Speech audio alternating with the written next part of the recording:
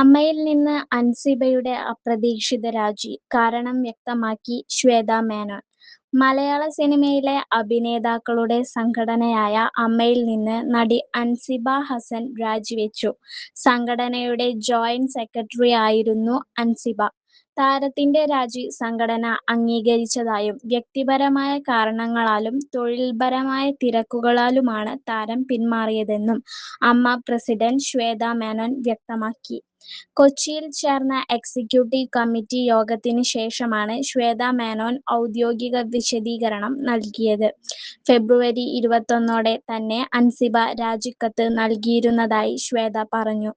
തൊഴിൽപരമായ തിരക്കുകൾ ഉള്ളതിനാൽ സംഘടനയുടെ പ്രവർത്തനങ്ങൾക്കായി സമയം കണ്ടെത്താൻ ബുദ്ധിമുട്ടുള്ളതിനാലാണ് ഈ തീരുമാനമെന്ന് അൻസിബ അറിയിച്ചതായി ശ്വേത മേനോൻ പറഞ്ഞു.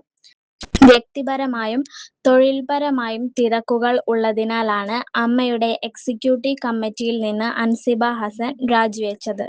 ഫെബ്രുവരി 21 തന്നെ അൻസിബ രാജി സന്നദ്ധത അറിയിച്ചിരുന്നു. ഇതൊരു നിസ്വാർത്ഥ സേവനമാണ്.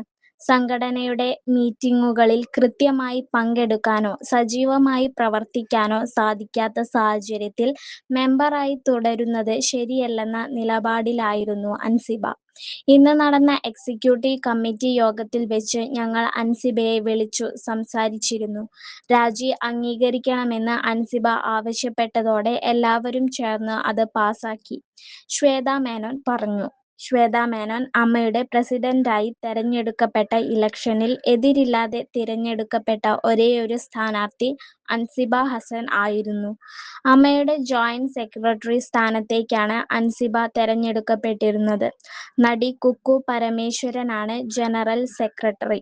അടുത്തിടെ താരസംഘടനയിലെ ഒരു ഓഫീസ് സ്റ്റാഫ് തൊഴിൽപരമായ പീഡനം നേരിടുന്നു എന്ന് ആരോപണം ഉന്നയിച്ചിരുന്നു.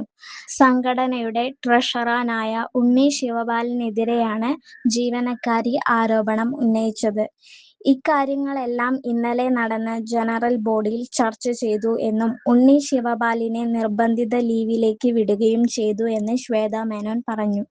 ഈ പശ്ചാത്തലത്തിൽ താരസംഘടനയിൽ ഏവർക്കും സ്വീകാര്യയായ അൻസിബ ഹസൻ എന്ന യുവതാരം രാജിവെച്ചൊഴിയുന്നത് ചോദ്യചിഹ്നമാവുകയാണ്.